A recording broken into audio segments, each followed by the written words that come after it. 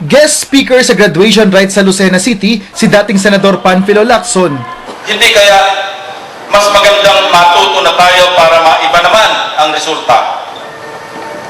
At gumanda naman ang kinabukasan ng ating mga anak at magiging mga anak. Nagpaunlak si Lacson sa imbitasyon ng paaralan kung kaya siya naririto at hindi para mangampanya. Naging maingay kasing muli ang pangalan ni Lacson matapos isulong ng grupo ng mga retiradong sundalo at pulis ang Ping Po Tandem sa 2016. Bagay na ikinatuwa ni Lacson. Una-una significance ng kanilang pag-endorso, yung manifesto nila, sila yung mga stakeholders pagdating sa yung mga San Udi Times, Mama Sapano, yung SAP 44, kasi galing sila mismo sa mga battlefields.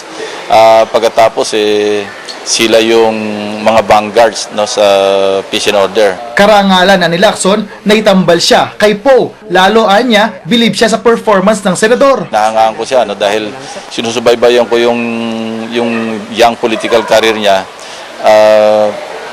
Parang yung commanding presence niya during committee hearings, yung mga veteranong, mga dati kong kasamahan doon, parang nandoon yung, makita mo yung leadership presence niya, no? Sa madalit sabi, basta para sa akin, ina-admire ko yung maikling panahon na nilagay niya sa Senado kasi she represents an untainted public servant kasi wala siyang issues. Wala pa namang konkretong pasyaan niya kung tatakbo ito sa pagkapangulo, pero tiyak na tatakbo ito sa 2016. Siguro, kung babalik ako sa Senate, hindi naman siguro sa pagmamalaki o pagyayabang, baka medyo magaang kung doon ako babalik, ano? Dahil nanggaling na ako doon at mukhang katanggap-tanggap naman ako doon. Ngayon, yung presidency or vice presidency, I still consider it as a matter of destiny, no?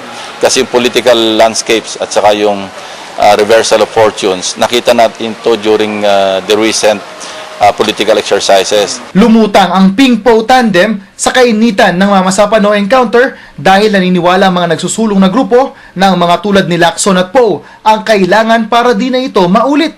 Para naman kay Lacson, darating at darating din ang pagkakataon na siya'y magiging pangulo kung ito'y talagang nakatadhana sa kanya. Ernie Manyo, ABS-CBN News, Lucena City. Arestado ang most wanted ng PNP Mimaropa na si Alan Alarzar matapos